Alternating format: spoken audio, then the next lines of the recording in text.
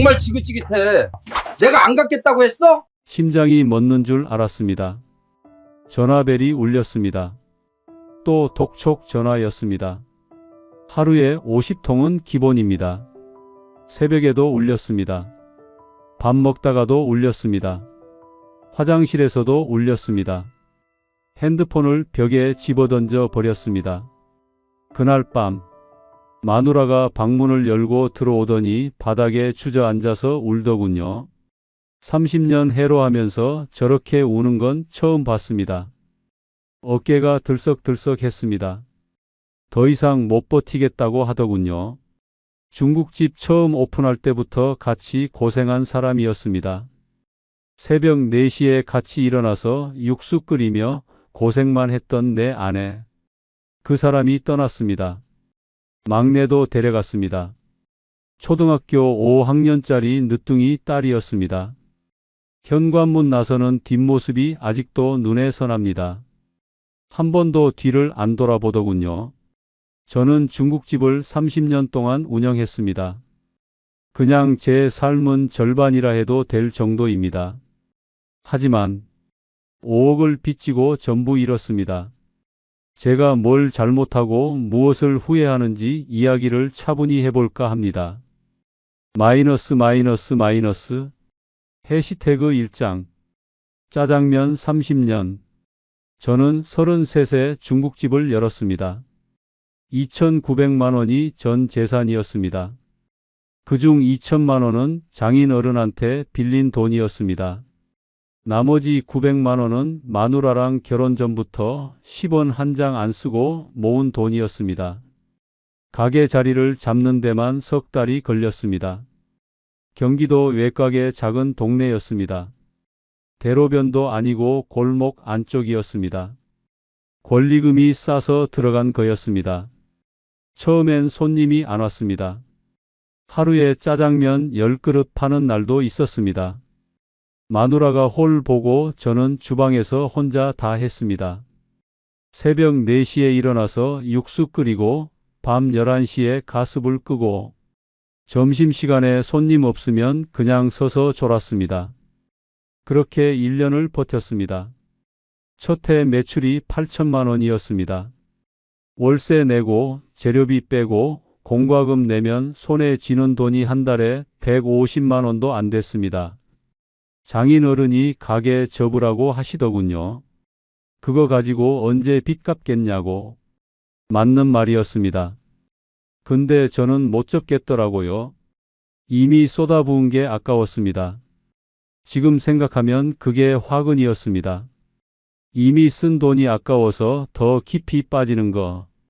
그게 얼마나 무서운 건지 나중에야 배웠습니다. 2년 차부터 손님이 조금씩 늘었습니다. 제가 잘해서가 아니었습니다. 동네에 아파트가 들어섰거든요. 1000세대짜리 대단지였습니다. 입주가 시작되니까 배달 전화가 오기 시작했습니다. 전화벨 소리가 그렇게 반가울 수가 없었습니다. 마누라가 주문 적고 저는 웍 앞에서 면을 볶았습니다. 기름 튀어서 팔뚝에 화상 자국이 생겼는데 아픈 줄도 몰랐습니다. 3년 차에 월 매출 1,000만 원을 처음 찍었습니다. 그날 가게 문 닫고 주방에서 혼자 있는데 마누라가 몰래 들어오더군요. 등 뒤에서 저를 안으면서 울었습니다. 우리 이제 살 수 있겠다고. 등에 닿는 마누라 체온이 아직도 기억납니다. 4년 차에 첫째가 태어났습니다. 아들이었습니다. 분만실 앞 복도에서 기다리고 있었습니다. 아기 울음소리가 들리는 순간 다리에 힘이 풀려서 주저앉았습니다. 이제 제가 책임져야 할 사람이 생긴 거였습니다. 그때부터 진짜 미친 듯이 일했습니다. 새벽 3시 반에 일어날 때도 있었습니다. 전날 육수가 마음에 안 들면 새로 끓였습니다. 손목이 아프기 시작한 게 그때부터였습니다. 웍이 무겁거든요. 하루에 200그릇씩 볶으니까 손목에 무리가 왔습니다. 병원에서 쉬라고 했습니다. 쉴 수가 없었습니다. 파스 붙이고 손목 보호대 차고 그냥 일했습니다. 5년 차에 둘째가 태어났습니다. 7년 차에 막내가 태어났습니다. 마누라가 딸 낳고 싶다고 해서 셋째까지 간 거였습니다. 애가 셋이 되니까 지출이 확 늘었습니다. 분유값, 기저귀값, 애들 옷값. 마누라가 가계부를 보여줄 때마다 숫자가 빼곡했습니다. 이번 달도 빠듯하다고 하더군요. 저는 그냥 고개를 끄덕였습니다. 방법은 하나였습니다. 더 많이 파는 거. 8년 차에 배달 오토바이를 한 대 더 뽑았습니다. 직원을 처음 뽑은 것도 그때였습니다. 주방 보조 1명. 장사가 본 궤도에 올랐습니다. 월 매출 1,500만 원을 넘기기 시작했습니다. 남는 돈으로 장인어른 빚부터 갚았습니다. 10년 걸렸습니다. 원금의 이자까지 3천만 원 가까이 갚았습니다. 장인어른이 돈 받으시면서 그러시더군요. 자네 내가 사람 잘못 봤다고, 미안하다고. 그 말씀에 눈물이 핑 돌았습니다. 10년 동안 이 악물고 일한 게 헛되지 않았구나. 주방 한 구석에서 혼자 훌쩍거렸습니다. 15년 차에 월 매출 2천만 원을 찍었습니다. 동네에서 제일 잘 되는 중국집이 됐습니다. 점심시간에는 줄이 섰습니다. 단골들이 저를 보면 사장님하고 인사했습니다. 어릴 때부터 저희 집 짜장면 먹고 자란 애들은 아버지라고 부르기도 했습니다. 그때가 제일 행복했습니다. 20년 차에 아파트도 한 채 샀습니다. 전세 살다가 처음으로 내 집이 생긴 거였습니다. 이삿짐 다 풀고 거실 바닥에 마누라랑 나란히 앉았습니다. 창문으로 노을이 들어오더군요. 마누라가 더 바랄 게 없다고 하더군요. 저도 그렇게 생각했습니다. 첫째가 대학 가고 둘째도 대학 가고 막내가 초등학교 들어갈 때쯤 저는 이미 50대 중반이었습니다. 65까지만 하자. 그때 가게 정리하고 은퇴하자. 마누라랑 여행도 다니고 손주들 용돈도 주고. 그게 제 계획이었습니다. 근데요, 인생은 계획대로 안 되더군요. 마이너스 마이너스 마이너스. 해시태그 2장. 월 매출 3천만 원. 2018년이었습니다. 가게를 연 지 25년째 되던 해였습니다. 그해 여름에 월 매출 3천만 원을 처음 찍었습니다. 배달 앱 때문이었습니다. 그전까지는 전화 주문이 전부였거든요. 배달 앱이 뜨면서 주문이 확 늘었습니다. 동네가 아니라 옆 동네에서도 시키더군요. 30분 거리에서 주문이 올 때도 있었습니다. 처음엔 반신반의했습니다. 배달 앱이 수수료를 떼어간다고 하더군요. 매출의 15%에서 20%까지. 그거 내면 남는 게 있겠나 싶었습니다. 근데 막상 해보니까 남더라고요. 주물량 자체가 늘어나니까 박리담회가 되는 거였습니다. 하루에 50그릇 팔던 게 100그릇이 되고 150그릇이 됐습니다. 주방 보조를 1명 더 뽑았습니다. 배달 기사도 따로 고용했습니다. 직원이 4명이 됐습니다. 저 혼자 웍 잡고 시작한 가게가 직원 4명짜리 중국집이 된 거였습니다. 그해 연매출이 3억을 넘었습니다. 월세 내고 직원 월급 주고 재료비 빼고도 손에 쥐는 돈이 월 500만 원은 됐습니다. 25년 장사하면서 처음 있는 일이었습니다. 노후 자금을 모으기 시작했습니다. 매달 200만 원씩 적금을 들었습니다. 마누라 이름으로 100만 원, 제 이름으로 100만 원. 5년만 부으면 1억이 넘게 모이는 거였습니다. 통장에 숫자가 쌓이는 걸 볼 때마다 뿌듯했습니다. 2019년에는 더 잘 됐습니다. 월 매출이 평균 3,500만 원까지 올랐습니다. 잘 되는 달에는 4천만 원을 찍기도 했습니다. 가게 인테리어를 새로 했습니다. 테이블도 바꾸고 조명도 바꾸고 간판도 새로 달았습니다. 2천만 원이 들었습니다. 아깝지 않았습니다.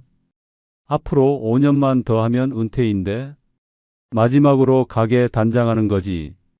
그렇게 생각했습니다. 새 간판 달린 가게 앞에서 마누라랑 나란히 서서 사진을 찍었습니다. 둘 다 웃고 있었습니다. 돌이켜보면 그때 제가 착각을 했던 것 같습니다. 장사가 잘 되니까 앞으로도 계속 잘 될 거라고 믿었습니다. 25년 동안 매출이 꾸준히 올랐으니까요. 내려갈 거라는 생각을 안 했습니다. 아니, 못했습니다. 2020년 1월이었습니다. 뉴스에서 이상한 얘기가 나오기 시작했습니다. 중국 우한에서 전염병이 퍼지고 있다고, 코로나 바이러스라고. 처음엔 대수롭지 않게 생각했습니다. 중국 얘기잖아. 메르스 때도 별일 없었잖아. 근데 2월 되니까 분위기가 심상치 않더군요. 대구에서 확진자가 폭발했습니다. 뉴스 화면에 방호복 입은 사람들이 나오고 텅 빈 거리가 나오고 매일 확진자 수를 발표했습니다. 100명, 200명, 500명. 숫자가 미친 듯이 올라갔습니다. 그래도 저는 별 걱정을 안 했습니다. 대구는 멀잖아. 경기도까지 오겠어? 우리 동네는 괜찮겠지. 가게 앞을 쓸면서 그렇게 생각했습니다. 웍을 잡고 면을 볶으면서 그렇게 생각했습니다. 3월이 되자 손님이 줄기 시작했습니다. 처음엔 몰랐습니다. 원래 3월은 비수기거든요. 날이 풀리면서 외식을 덜 하니까 매출이 좀 빠지는 게 정상이었습니다. 근데 4월이 돼도 회복이 안 되더군요. 점심시간에 줄 서던 가게가 텅텅 비었습니다. 테이블 12개 중에 손님이 두세 팀밖에 없었습니다. 배달 주문도 확 줄었습니다. 전화기가 안 울리는 날이 생기기 시작했습니다. 사회적 거리두기라는 게 시작됐습니다. 식당은 오후 9시까지만 영업하라고 했습니다. 나중에는 8시까지로 줄었습니다. 매장 취식 금지 기간도 있었습니다. 손님이 문 앞까지 왔다가 그냥 돌아가는 거 보면 가슴이 철렁했습니다. 2020년 4월 매출이 1,800만 원이었습니다. 전년 동월 대비 반토막이었습니다. 5월은 1,500만 원, 6월은 1,200만 원. 매출 그래프가 계단처럼 뚝뚝 떨어지는 게 눈에 보였습니다. 직원 월급 주기가 빠듯해지기 시작했습니다. 4명한테 각각 200만 원씩 주면 800만 원이었습니다. 거기에 월세 300만 원, 재료비에 공과금에 배달앱 수수료까지 빼면 남는 게 없었습니다. 아니, 마이너스였습니다. 적자가 나기 시작한 거였습니다. 마누라가 밤에 잠을 못 자더군요. 새벽에 눈을 떠보면 옆자리가 비어 있었습니다. 거실에 나가보면 마누라가 불 끄고 혼자 앉아 있었습니다. 가계부를 들여다보고 있더군요. 직원을 줄여야 하는 거 아니냐고 하더군요. 맞는 말이었습니다. 냉정하게 따지면 그래야 했습니다. 근데 저는 그게 안 되더라고요. 주방 보조 박 씨는 저랑 10년을 같이 일했습니다. 배달기사 이구는 결혼한 지 1년밖에 안 된 새신랑이었습니다. 조금만 버티면 되겠지. 코로나가 금방 끝나겠지. 여름이 지나면 나아지겠지 했는데 안 나아졌습니다. 가을이 되면 괜찮아지겠지 했는데 더 심해졌습니다. 겨울이 오니까 거리두기가 더 강화됐습니다. 그해 연말 매출을 정산해 봤습니다. 1억 8천만 원이었습니다. 전년도 3억에서 거의 반 토막 난 거였습니다. 가게 불 끄고 계산기 두드리는데 손이 덜덜 떨렸습니다. 적금을 깨기 시작했습니다. 마누라 이름으로 넣어둔 적금부터 깼습니다. 1,200만 원이 들어 있었습니다. 밀린 월세 내고 직원 월급 주고 재료비 결제했습니다. 2달 만에 바닥났습니다. 그 다음은 제 이름 적금을 깼습니다. 1,500만 원. 그것도 석 달을 못 버텼습니다. 통장 잔고가 눈에 띄게 줄어드는 게 보였습니다. 1,000만 원이 500만 원이 되고 500만 원이 200만 원이 되고 등골이 서늘해지기 시작했습니다. 2021년이 됐습니다. 코로나가 끝나기는커녕 더 심해졌습니다. 변이 바이러스가 나왔습니다. 확진자가 하루에 10,000명씩 나왔습니다. 거리두기는 끝날 기미가 안 보였습니다. 가게 매출은 바닥을 기었습니다. 월 1,000만 원이 안 되는 달도 있었습니다. 텅 빈 가게에서 혼자 서 있으면 시계 초침 소리가 들렸습니다. 그 소리가 그렇게 크게 들릴 수가 없었습니다. 결국 직원을 내보내기 시작했습니다. 배달기사 이군한테 먼저 말했습니다.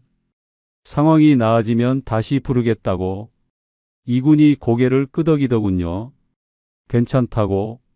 사장님이 더 힘드실 거라고. 그 말에 눈물이 날 뻔했습니다. 한 달 뒤에 홀 직원을 내보냈습니다. 그 다음 달에 주방 보조 1명을 내보냈습니다. 마지막 남은 박 씨한테는 차마 말을 못 꺼냈습니다. 10년을 같이 일한 사람이었습니다. 저희 아이들 돌잔치에도 왔던 사람이었습니다. 그런데 박 씨가 먼저 그만두겠다고 하더군요. 사장님 혼자 하실 수 있잖아요. 그러더군요. 가게 앞에서 박 씨 뒷모습을 봤습니다. 골목을 돌아서 사라질 때까지 봤습니다. 고개를 숙이고 가게 안으로 들어왔습니다. 직원이 다 나가고 저랑 마누라 둘이서 가게를 돌리기 시작했습니다. 30년 전으로 돌아간 거였습니다. 새벽 4시에 일어나서 육수 끓이고 밤 11시에 가스불 끄고 점심시간에 손님 없으면 서서 졸고 달라진 건 하나 있었습니다. 그때는 손님이 없어도 희망이 있었습니다. 언젠간 잘 되겠지 하는 마음이 있었습니다. 지금은 그게 없었습니다. 텅 빈 가게에 앉아서 그냥 한숨만 나왔습니다. 그때 통장 잔고가 300만 원이었습니다. 25년 넘게 일해서 모은 돈이 300만 원밖에 안 남은 거였습니다. 마이너스 마이너스 마이너스. 해시태그 3장. 빚의 시작. 2021년 6월이었습니다. 월세가 석 달째 밀렸습니다. 건물주한테 전화가 왔습니다. 이번 달까지는 내달라고 하더군요. 목소리가 차갑더군요. 예전에는 명절마다 짜장면 갖다 드리면 고맙다고 하시던 분이었습니다. 전화를 끊고 한참을 멍하니 앉아 있었습니다. 다음 주까지 300만 원을 어디서 구하지? 통장에는 200만 원도 없었습니다. 천장을 올려다 봤습니다. 형광등이 지직거리면서 깜빡거렸습니다. 그 소리가 머릿속에서 맴돌았습니다. 그날 밤 마누라한테 말했습니다. 대출 좀 받아야 할 것 같다고. 마누라가 한참을 말이 없더군요. 어두운 방에서 마누라 얼굴이 잘 안 보였습니다. 한참 뒤에 고개를 끄덕이더군요. 어쩔 수 없다고. 조금만 버티면 되겠지 하고 은행에 갔습니다. 신용대출을 알아봤습니다. 저는 그때까지 대출이라는 걸 한 번도 안 해본 사람이었습니다. 집 살 때도 전세 살다가 목돈 모아서 산 거였습니다. 빚지고 사는 게 무서웠거든요. 은행 직원이 서류를 한참 들여다보더군요. 최근 매출이 많이 줄었다고 하더군요. 저는 코로나 때문이라고 곧 회복될 거라고 했습니다. 직원이 고개를 갸웃거리더군요. 일단 심사 넣어 보겠다고 했습니다. 일주일 뒤에 결과가 나왔습니다. 거절이었습니다. 매출이 너무 급격하게 줄어서 대출이 안 된다고 하더군요. 신용 등급은 괜찮은데 갚을 능력이 의심된다고. 은행 문을 나서는데 다리에 힘이 풀리더군요. 친척한테 손 벌릴까? 잠깐 그런 생각을 했습니다. 근데 체면이 안 서더라고요. 30년 동안 잘 나가던 중국집 사장이 돈 빌려달라고 하면 뭐라고 하겠습니까? 주변에서 저를 어떻게 볼까? 그 생각이 먼저 들었습니다. 그때 이 금융이라는 게 눈에 들어왔습니다. 저축은행이요. 은행보다 금리가 높지만 대출이 잘 나온다고 하더군요. 인터넷으로 알아보니까 연 15% 정도였습니다. 은행 금리의 3배가 넘었습니다. 망설였습니다. 이자가 너무 센 거 아닌가? 근데 당장 월세를 내야 했습니다. 건물주가 다음 달까지 안 내면 나가달라고 했거든요. 30년 지킨 가게를 이렇게 뺏길 수는 없었습니다. 저축은행에서 3천만 원을 빌렸습니다. 이자가 한 달에 37만 원 정도였습니다. 그 돈으로 밀린 월세 내고 재료비 결제하고 공과금 냈습니다. 한 달 만에 1,000만 원이 나갔습니다. 그래도 좀 숨통이 트이는 것 같았습니다. 이제 버틸 수 있겠다. 코로나가 끝나면 다시 장사가 될 거다. 그때 가서 빚 갚으면 되지. 그렇게 생각했습니다. 근데 코로나는 안 끝나더군요. 2021년이 다 가도록 거리두기가 계속됐습니다. 매출은 여전히 바닥이었습니다. 매달 월세 300에 이자 37에 재료비에 공과금. 들어오는 돈보다 나가는 돈이 훨씬 많았습니다. 석 달 만에 3천만 원이 바닥났습니다. 또 빌려야 했습니다. 저축은행에서 2천만 원을 더 빌렸습니다. 그것도 서너 달 만에 바닥났습니다. 또 빌렸습니다. 또 바닥났습니다. 빚으로 빚을 막는 상황이 된 거였습니다. 2022년이 됐습니다.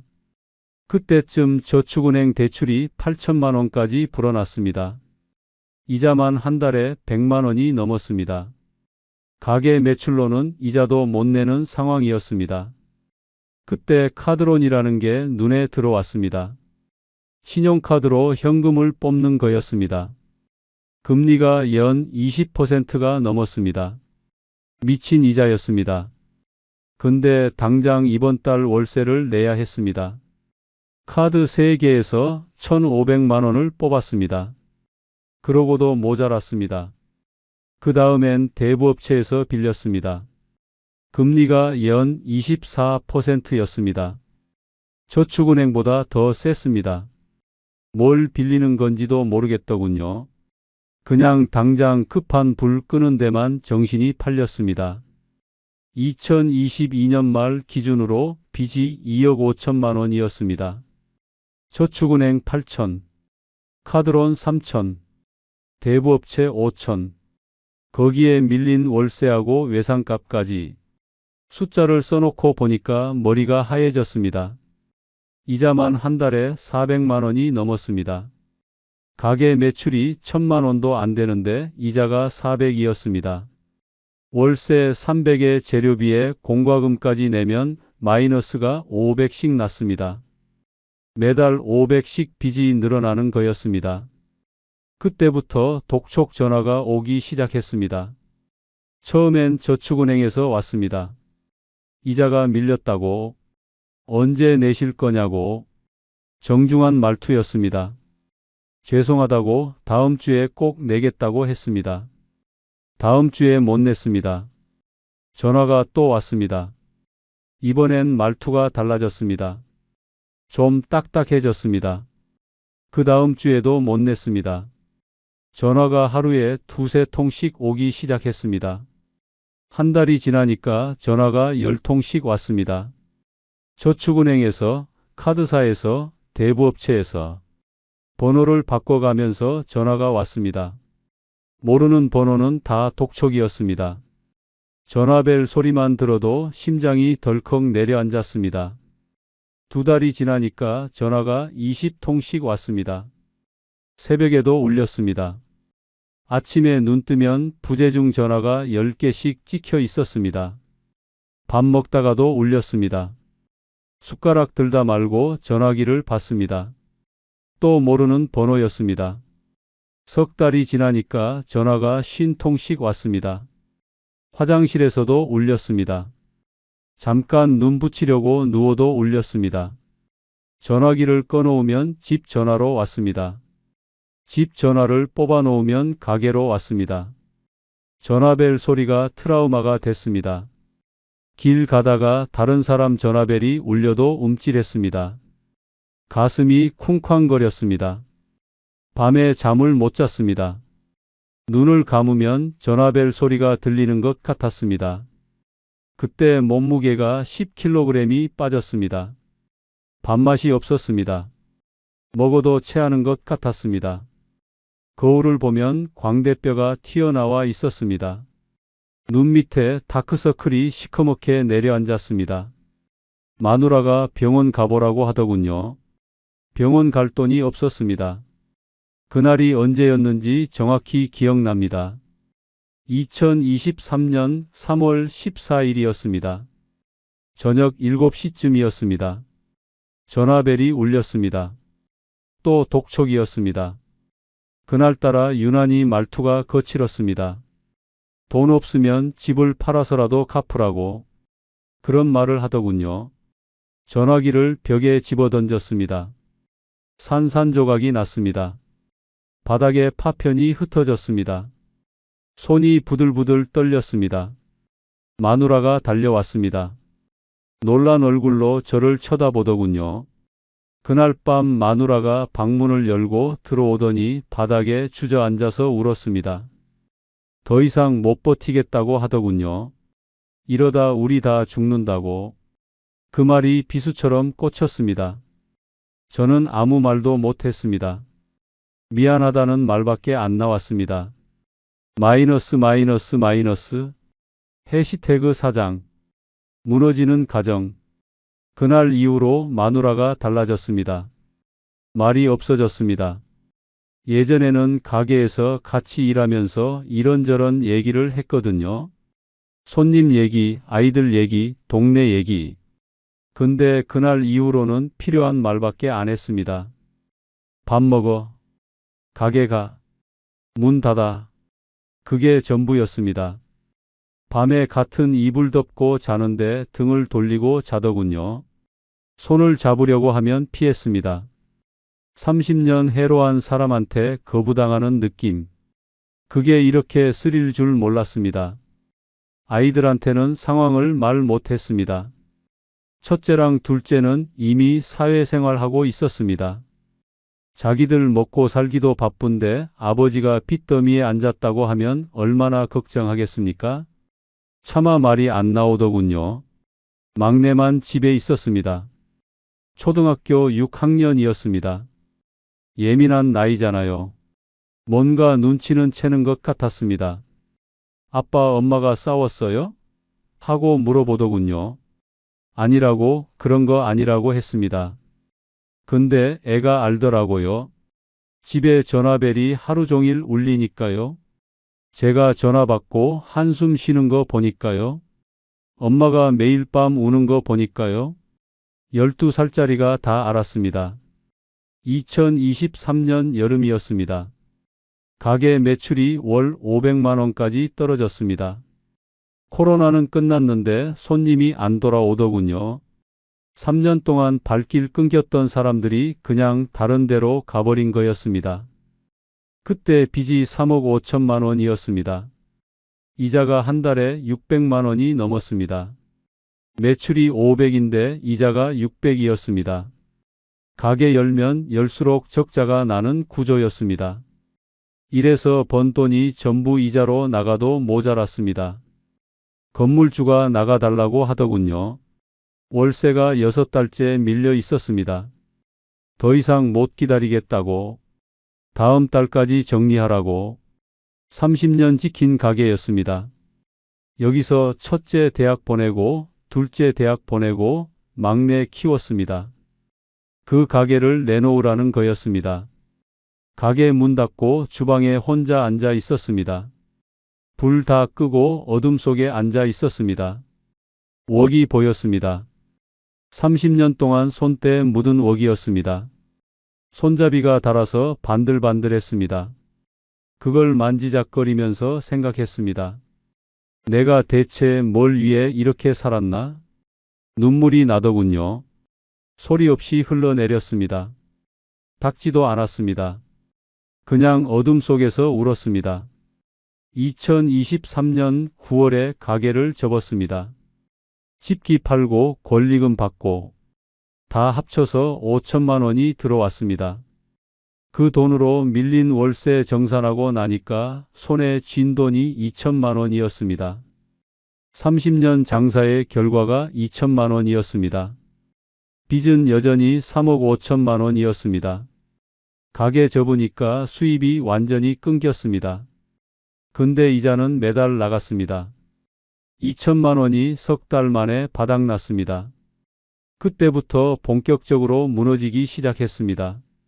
신용카드가 정지됐습니다. 마트에서 장 보다가 카드가 안 긁히더군요. 계산대 앞에서 쩔쩔매다가 그냥 나왔습니다. 창피해서 고개를 못 들겠더군요. 다음 달에 휴대폰이 끊겼습니다. 요금 못 내서 정지된 거였습니다. 전화가 안 걸리고 안 받아지니까 이상하게 홀가분하더군요. 독촉 전화가 안 오니까요. 근데 그것도 잠깐이었습니다. 채권 추심 회사에서 집으로 찾아왔습니다. 낮에 초인종이 울렸습니다. 문 열어보니까 양복 입은 사람 둘이 서 있더군요. 채권 추심 회사에서 나왔다고. 밀린 돈 언제 갚을 거냐고. 현관에서 그 사람들 얼굴 보는데 다리가 후들거렸습니다. 그날부터 밖에 나가는 게 무서워졌습니다. 혹시 또 찾아올까 봐요. 동네 사람들한테 들킬까 봐요. 마트도 못 가고 산책도 못 가고 커튼 치고 집 안에만 있었습니다. 마누라가 한계에 다다랐습니다. 어느 날 저녁이었습니다. 막내가 학교 갔다 와서 급식비 내라고 하더군요. 종이를 내밀더군요. 급식비 12만 원. 저는 그 종이를 받아들고 한참을 멍하니 서 있었습니다. 급식비 12만 원이 없었습니다. 마누라가 그 꼴을 보고 있었습니다. 부엌에서 설거지하다 말고 저를 보고 있더군요. 그 눈빛을 평생 못 잊겠습니다. 원망도 아니고 분노도 아니고 그냥 텅 빈 눈이었습니다. 그날 밤 마누라가 말하더군요. 나 친정에 좀 가 있을게. 막내도 데려갈게. 당신 정리 좀 하고. 담담한 목소리였습니다. 화를 내는 것보다 더 무서웠습니다. 저는 참지 못했습니다. 뭐라고 하겠습니까? 급식비 12만 원도 못 내는 가장이, 가게 말아먹고 빚더미에 앉은 남편이 잡을 자격이 없었습니다. 다음 날 아침 마누라가 짐을 쌌습니다. 캐리어 하나에 옷까지 챙기는 거 보니까 목이 막히더군요. 막내가 자기 방에서 책가방 메고 나오더군요. 저를 한번 쳐다보더니 그냥 현관으로 가더군요. 아빠. 막내가 부르더군요. 제가 고개를 돌렸습니다. 막내가 현관문 앞에 서 있었습니다. 초등학교 6학년짜리 딸이었습니다. 뭐라고 할 줄 알았습니다. 아빠 힘내라고, 금방 올게라고. 근데 그냥 뒤돌아서더군요. 현관문이 닫혔습니다. 발자국 소리가 멀어졌습니다. 엘리베이터 도착하는 소리가 들렸습니다. 문 열리고 닫히는 소리가 들렸습니다. 저는 현관 앞에 서서 한참을 멍하니 있었습니다. 그게 막내를 본 마지막이었습니다. 마이너스 마이너스 마이너스 해시태그 5장 바닥. 집에 혼자 남았습니다. 30년 살던 집이었습니다. 마누라랑 신혼 때부터 살았습니다. 아이들 셋 다 이 집에서 키웠습니다. 근데 마누라가 떠나고 막내가 떠나니까 집이 낯설어지더군요. 거실에 혼자 앉아 있으면 벽시계 소리가 들렸습니다. 똑딱똑딱. 그 소리밖에 안 들렸습니다. 냉장고 돌아가는 소리, 보일러 돌아가는 소리, 사람 소리는 없었습니다. 밥을 안 먹게 되더군요. 해 먹기가 귀찮았습니다. 혼자 밥 차려서 혼자 먹고 혼자 설거지하는 게 너무 쓸쓸하더라고요. 라면 하나 끓여 먹으면 그게 하루 식사였습니다. 그것도 안 먹는 날이 많았습니다. 어느 날 거울을 봤습니다. 낯선 사람이 보이더군요. 광대뼈가 툭 튀어나오고 눈이 움푹 꺼지고 수염이 덥수룩한 63 먹은 늙은이가 거기 서 있었습니다. 저였습니다. 독촉 전화는 계속 왔습니다. 휴대폰이 끊겨서 집 전화로 왔습니다. 새 휴대폰 살 돈이 없었거든요. 집 전화벨이 울리면 받지 않았습니다. 그냥 울리게 뒀습니다. 10번, 20번 울리다 끊어지면 또 울렸습니다. 전화기 선을 뽑았습니다. 그래도 채권 추심 회사에서 찾아왔습니다. 초인종이 울렸습니다. 문 열어줬습니다. 안 열어주면 계속 올 것 같았거든요. 양복 입은 사람이 서류를 내밀더군요. 읽어볼 힘도 없었습니다. 돈 없어요. 그 말밖에 안 했습니다. 그 사람이 집안을 둘러보더군요. 뭐 팔 게 있나 보는 것 같았습니다. 가전제품 보고 가구 보고 이거 압류하면 얼마나 될까 계산하는 눈빛이었습니다. 2023년 말에 아파트가 경매로 넘어갔습니다. 대출 담보로 잡혀 있었거든요. 원리금 연체되니까 은행에서 경매 신청을 한 거였습니다. 법원에서 서류가 왔습니다.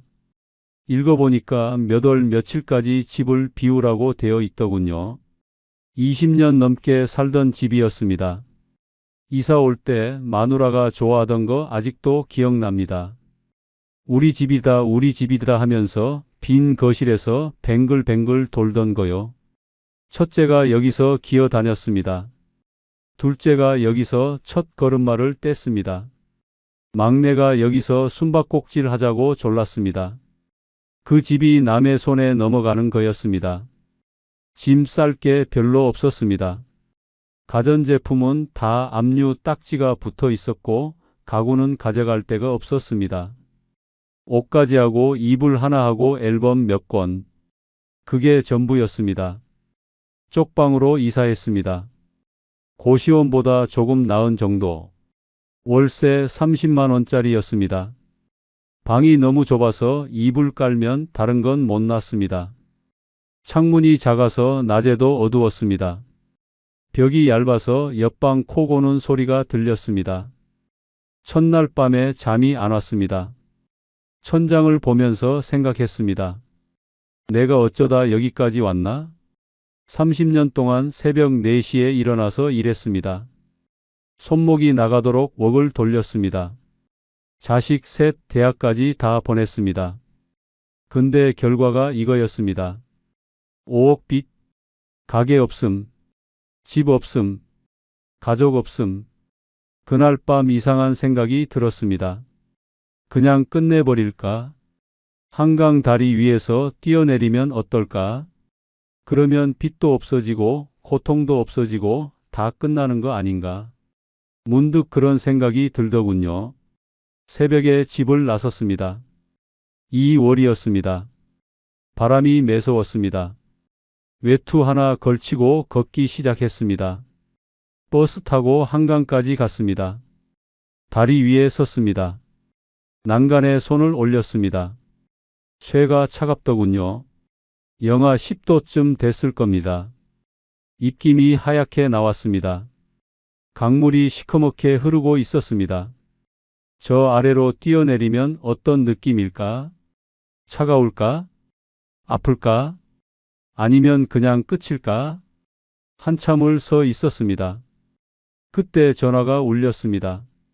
쪽방 이사하면서 싸구려 폰을 하나 샀거든요. 모르는 번호였습니다. 또 독촉인가 싶어서 안 받으려다가 그냥 받았습니다. 첫째였습니다. 아버지 어디야? 그러더군요. 새벽 2시예요. 목소리가 급하더군요. 아버지 집에 갔는데 없어서 전화했다고. 저는 대답을 못했습니다. 아버지. 첫째가 또 부르더군요. 목소리가 떨리더군요. 아버지 지금 어디야? 뭐 하는 거야? 제발 대답해. 아들 목소리를 듣는데 정신이 번쩍 들었습니다. 내가 지금 뭘 하고 있는 거지? 난간에서 손을 뗐습니다. 뒤로 물러났습니다. 다리에 힘이 풀려서 주저앉았습니다. 바닥이 차가웠습니다. 아버지, 아버지. 전화기에서 아들 목소리가 들렸습니다. 저는 그제야 입을 열었습니다. 나야. 괜찮아. 그 말 한마디 하는데 목이 메더군요. 마이너스 마이너스 마이너스. 해시태그 6장. 파산. 첫째가 새벽에 달려왔습니다. 제가 있는 데를 어떻게 알았냐면요. 위치 추적을 했다더군요. 싸구려 폰에도 그 기능이 있더라고요.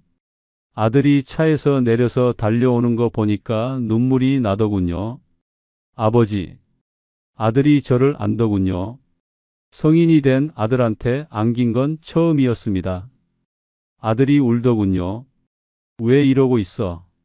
왜 말 안 했어? 그러더군요. 저는 아무 말도 못했습니다. 아들 등을 토닥거렸습니다. 괜찮다고 아무것도 아니라고 했습니다. 새빨간 거짓말이었습니다. 그날 아들이 저를 데려갔습니다. 아들 자취방에서 며칠 묵었습니다. 좁은 원룸이었습니다. 아들 혼자 자던 침대에서 나란히 잤습니다. 아들 등을 보면서 잠들었습니다.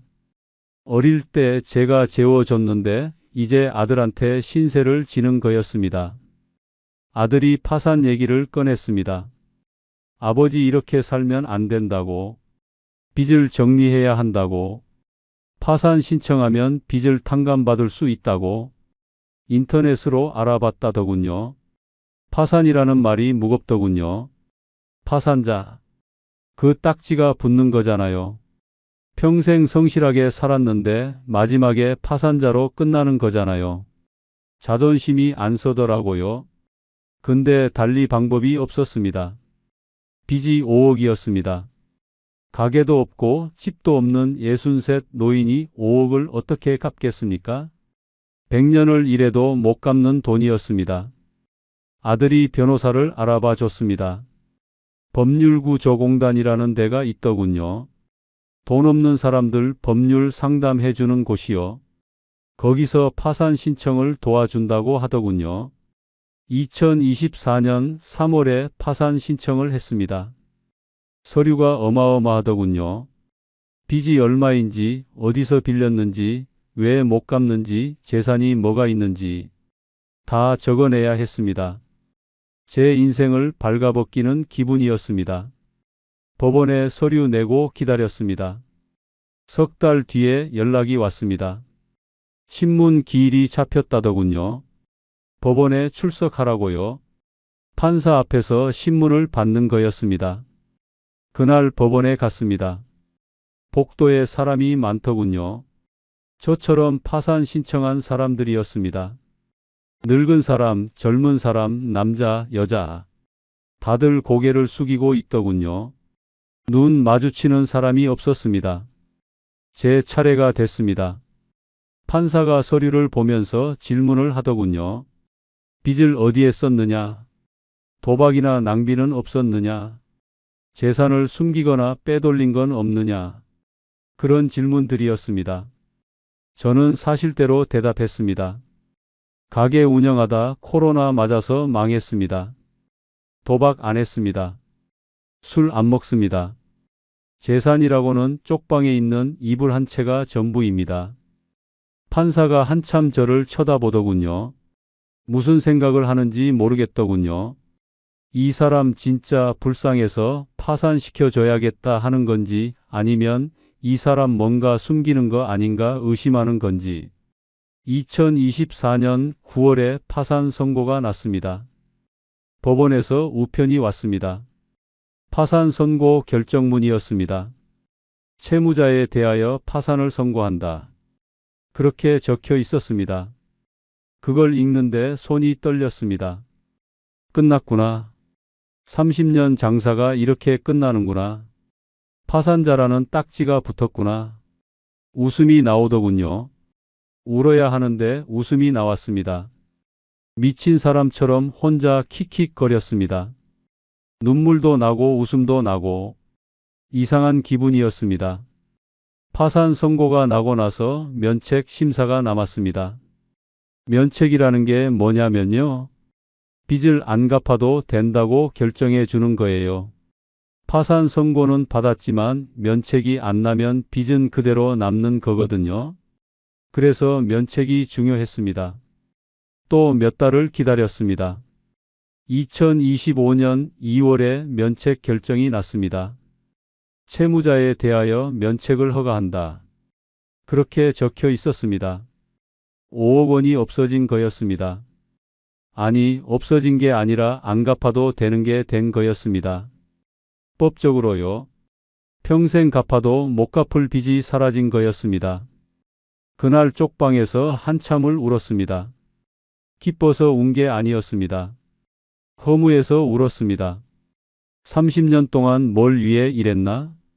결국 파산자로 끝났구나. 그 생각에 눈물이 멈추지 않더군요. 근데 면책 받았다고 끝이 아니더군요. 신용불량 기록이 5년 동안 남는다고 하더군요. 그 기간 동안은 대출도 못 받고 카드도 못 만든답니다. 취업도 제한된다더군요. 공무원도 못 되고 은행원도 못 되고 200개가 넘는 직업에 취업이 안 된다더군요. 금융 전과자라는 말이 있더군요. 법원에서는 빚을 탕감해 줬는데 사회에서는 전과자 취급을 하는 거였습니다. 파산자라는 딱지가 5년 동안 따라다니는 거였습니다. 64살에 새 출발을 하는 건데 5년 뒤면 69이었습니다. 마이너스 마이너스 마이너스 해시태그 7장 내가 뭘 잘못했나?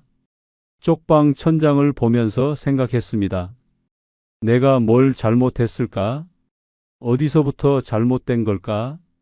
밤마다 그 생각을 했습니다. 잠이 안 오면 일어나 앉아서 생각했습니다. 30년을 되돌아봤습니다. 첫째, 비상금이 없었습니다. 잘 나갈 때 월 500씩 벌었습니다. 그 돈을 다 썼습니다. 아파트 사고, 애들 대학 보내고, 가게 인테리어 하고, 비상금이라고 따로 모아둔 게 없었습니다. 노후 자금 모은다고 적금 들었는데요. 그것도 결국 다 깨서 썼잖아요. 진짜 비상금은 손 안 대는 돈이어야 했습니다. 어떤 일이 있어도 안 건드리는 돈이요. 그게 최소한 1년치 생활비는 있어야 했습니다. 저는 그게 없었습니다. 장사가 계속 잘 될 줄 알았거든요. 30년 동안 잘 됐으니까 앞으로도 잘 되겠지. 그렇게 생각했습니다. 세상이 바뀔 거라는 생각을 못 했습니다. 코로나 같은 게 올 줄 몰랐습니다. 둘째, 빚으로 버티면 안 됐습니다. 가게가 안 될 때 버티겠다고 빚을 냈습니다. 조금만 버티면 나아지겠지. 코로나가 끝나면 손님이 돌아오겠지. 그 생각으로 빚을 냈습니다. 근데 그게 화근이었습니다. 빚에는 이자가 붙잖아요. 빚이 빚을 낳는 거예요. 3천만 원 빌려서 버티다가 5천만 원이 되고 1억이 되고 눈덩이처럼 불어났습니다. 빚으로 버티는 건 버티는 게 아니었습니다. 구덩이를 더 깊이 파는 거였습니다. 셋째, 손절을 못했습니다. 가게가 안 되면 빨리 접었어야 했습니다. 2020년에 매출이 반토막 났을 때요. 그때 접었으면 적금 깨는 것만으로 정리가 됐을 겁니다. 빚 안 지고 끝낼 수 있었을 겁니다. 근데 저는 못 접었습니다. 30년 지킨 가게잖아요. 정이 들었잖아요. 여기서 포기하면 지금까지 한 게 다 물거품이 되잖아요. 그 생각 때문에 못 접었습니다. 이미 쓴 돈이 아까워서 더 쓰는 거요. 그게 제일 위험한 거더군요. 안 되는 걸 붙잡고 있으면 안 되는 거였습니다. 넷째, 가족한테 말을 못했습니다. 상황이 안 좋아지는데 숨겼습니다. 마누라한테 걱정 끼치기 싫어서요. 아이들한테 실망시키기 싫어서요. 혼자 끙끙 앓았습니다. 그게 더 나빴습니다. 마누라가 상황을 알았으면 같이 머리를 맞댔을 겁니다. 아이들이 알았으면 도와줬을 수도 있습니다. 근데 저 혼자 숨기고 있으니까 가족들은 아무것도 모르는 거잖아요. 나중에 다 터지고 나니까 충격이 더 컸던 거예요. 가장이라고 다 짊어지는 게 능사가 아니었습니다. 어려울 때 손 내미는 게 용기였습니다. 다섯째, 파산을 너무 늦게 했습니다. 파산이라는 말이 무서웠습니다. 파산자라는 딱지가 창피했습니다. 그래서 버텼습니다. 안 되는 걸 알면서 버텼습니다. 근데 빨리 파산했으면 이렇게 안 됐을 겁니다. 빚이 2억일 때 파산했으면요. 집이랑 가족은 지켰을 겁니다. 그때는 아직 아파트도 있었고 마누라도 떠나기 전이었으니까요. 체면 때문에 버티다가 5억까지 불린 거였습니다. 파산은 끝이 아니라 새 출발이었습니다. 그걸 너무 늦게 알았습니다. 여섯째, 자영업의 리스크를 몰랐습니다. 30년 동안 장사만 했습니다. 사업자 등록하고 매출 내고 세금 내고 그게 전부인 줄 알았습니다. 근데 자영업이라는 게요? 모든 리스크를 내가 지는 거더라고요. 잘 되면 내 거고 안 되면 내 책임이고 직원은 그만두면 끝인데 사장은 빚까지 떠안고 가는 거잖아요. 젊어서는 괜찮습니다. 다시 시작할 시간이 있으니까요. 근데 60 넘어서 망하면 재기가 안 됩니다. 체력도 안 되고 시간도 없고 늙어서 창업하는 건 도박이었습니다. 저는 운 좋게 30년을 버틴 거였습니다. 코로나만 안 왔으면 괜찮았을 겁니다. 근데 코로나가 왔잖아요. 그런 게 언제 올지 아무도 모르는 거잖아요. 일곱째, 출구 전략이 없었습니다. 65에 은퇴하겠다고 막연히 생각만 했습니다. 구체적인 계획이 없었습니다. 가게 언제 팔지, 누구한테 넘길지, 노후에 뭘 하고 살지 아무것도 안 정해놨습니다. 그러니까 위기가 오니까 허둥댄 거였습니다. 가게 접을 타이밍을 놓쳤고 빚더미에 앉았고 가족까지 잃었습니다. 계획이 있었으면 달랐을 겁니다. 이게 제가 한 실수들입니다. 생각하면 생각할수록 후회가 됩니다. 그때 다르게 했으면 지금쯤 마누라랑 손잡고 여행 다니고 있었을 겁니다. 막내 중학교 졸업식에도 갔을 겁니다. 근데 지금은 쪽방에 혼자 앉아 있습니다. 마이너스 마이너스 마이너스 해시태그 8장. 그래도 살아야지. 면책 결정 받은 지 1년이 됐습니다. 지금 저는 여전히 쪽방에서 삽니다. 월세 30만 원짜리. 창문 작고 어두운 그 방이요. 근데 이제는 여기가 익숙해졌습니다. 일을 시작했습니다. 새벽 5시에 일어나서 농산물 공판장에 갑니다. 채소 상자 나르는 일이요. 하루 4-5시간 일하면 3-4만 원 받습니다. 한 달에 80만 원에서 100만 원 정도 법니다. 허리가 아픕니다. 64살 먹은 늙은이가 20kg짜리 상자를 나르니까요. 20년 전에 웍 들면서 아팠던 손목도 여전히 아픕니다.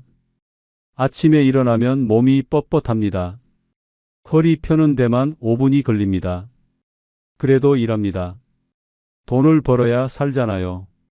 월세 내야 하고 밥 먹어야 하고 누구 도움받고 싶지 않습니다. 아들한테 손 벌리고 싶지 않습니다. 제 힘으로 살고 싶습니다. 첫째가 가끔 찾아옵니다. 쪽방까지 와서 밥 사주고 갑니다. 아버지 괜찮냐고 물어봅니다. 괜찮다고 합니다. 걱정 말라고 합니다. 아들 앞에서는 괜찮은 척합니다. 둘째는 연락이 뜸합니다. 바쁜가 봅니다. 아니면 연락하기 불편한가 봅니다. 이해합니다. 망한 아버지 보면 뭐라 해야 할지 모르겠지요. 저도 뭐라 해야 할지 모르겠습니다. 막내는 못 봤습니다. 3년째 얼굴을 못 봤습니다. 마누라가 연락을 안 해줍니다. 막내가 아빠 보기 싫다고 한다더군요. 그 말 듣고 한참을 멍했습니다. 초등학교 6학년 때 헤어졌으니까 지금은 중학교 3학년이겠네요. 졸업식 때 가고 싶었습니다. 몰래라도 뒤에서 보고 싶었습니다. 근데 못 갔습니다. 가면 막내가 싫어할 것 같았거든요. 마누라한테 한번 전화한 적 있습니다. 미안하다고 했습니다. 용서해달라는 말은 못하고 그냥 미안하다고만 했습니다. 마누라가 뭐라 했는지 아십니까? 한참 말이 없더군요. 그러다가 짧게 말하더군요. 당신도 건강해. 그러고 끊더군요. 그 말 한마디에 울컥하더군요. 미워한다는 말 들을 줄 알았습니다. 원망한다는 말 들을 줄 알았습니다. 근데 건강하라고 하더군요. 30년 해로한 정이 그래도 남아있는 건가? 아니면 이제 남남이니까 그냥 하는 인사인가? 모르겠습니다. 가끔 밤에 잠이 안 올 때 생각합니다. 다시 돌아가면 어떻게 할까? 코로나 터졌을 때로 돌아가면요? 그때 가게 접었을 것 같습니다. 빚 안 내고 깔끔하게 정리했을 것 같습니다. 가족한테 솔직하게 말했을 것 같습니다. 근데 다시 돌아갈 수 없잖아요. 지금 이 자리에서 살아가야 합니다. 한강 다리 위에서 뛰어내릴 뻔한 적 있습니다. 그때 왜 안 뛰어내렸냐면요. 아들 목소리 때문이었습니다. 아버지 어디야? 그 목소리가 저를 붙잡았습니다. 살아있으니까 아들을 볼 수 있습니다. 살아있으니까 언젠가 막내도 볼 수 있을지 모릅니다. 살아있으니까 마누라한테 미안하다고 말할 수 있습니다. 죽으면 끝입니다. 근데 살아있으면 끝이 아닙니다. 혹시 이 이야기 듣고 계신 분들 중에 저 같은 처지에 있는 분 계시면요. 창업 실패해서 빚더미에 앉은 분, 독촉 전화에 시달리는 분, 가족들한테 짐이 된 것 같아서 괴로운 분. 제 말 좀 들어주세요. 첫째, 비상금 꼭 만들어 놓으세요. 최소 1년치 생활비요. 어떤 일이 있어도 안 건드리는 돈이요. 코로나 같은 일이 또 올 수 있습니다. 둘째, 안 되면 빨리 접으세요. 이미 쓴 돈 아까워하지 마세요. 그거 아까워서 더 쓰면 더 큰 돈 잃습니다. 셋째, 빚으로 버티지 마세요. 빚은 눈덩이입니다. 굴리면 굴릴수록 커집니다. 넷째, 가족한테 솔직하세요. 혼자 끙끙 앓지 마세요. 가족이 있으면 같이 고민하세요. 다섯째, 파산을 두려워하지 마세요. 파산은 끝이 아닙니다. 새 출발입니다. 체면 때문에 버티다가 더 큰 걸 잃습니다. 자녀분들 중에 부모님이 창업하겠다고 하시면요. 말리세요. 특히 60 넘어서 창업하겠다고 하시면요. 진지하게 말리세요. 경험 없는 업종에 뛰어들겠다고 하시면요. 온 힘을 다해 말리세요. 퇴직금으로 창업하면요. 잘 되면 좋지만요. 안 되면 전부 잃습니다. 돈만 잃는 게 아닙니다. 건강도 잃고 자존심도 잃고 가족도 잃습니다. 저처럼요. 저는 30년 짜장면 볶았습니다. 새벽 4시에 일어나서 육수 끓이고 밤 11시에 가스불 껐습니다. 손목 나가도록 웍을 돌렸습니다. 자식 셋 대학까지 다 보냈습니다. 근데 결과가 이겁니다. 파산자, 쪽방 거주, 가족 없음. 제 이야기가 누군가한테 도움이 됐으면 좋겠습니다. 저 같은 실수하지 마시라고요. 저처럼 끝까지 가지 마시라고요. 혹시 비슷한 경험 있으신 분 계시면요. 댓글로 이야기 나눠주시면 힘이 될 것 같습니다. 힘든 거 저만 그런 게 아니구나. 그런 생각이 들면 조금은 버틸 힘이 나거든요. 긴 이야기 들어주셔서 감사합니다. 여러분은 저처럼 살지 마세요.